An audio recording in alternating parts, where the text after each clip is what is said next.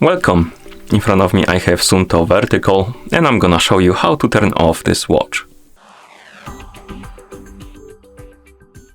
To turn off this watch, first we need to open the settings, and to do it you can press and hold the middle button and keep holding it until the settings open. In settings, find the general option, and once you find it, tap on it.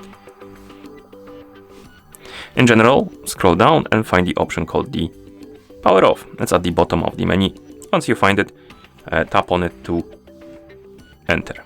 And here, confirm by tapping on power off at the top and wait until the watch turns off.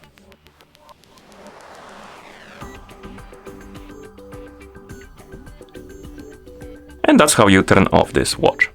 Thank you for watching. If you found this video helpful, please consider subscribing to our channel and leaving a like on the video.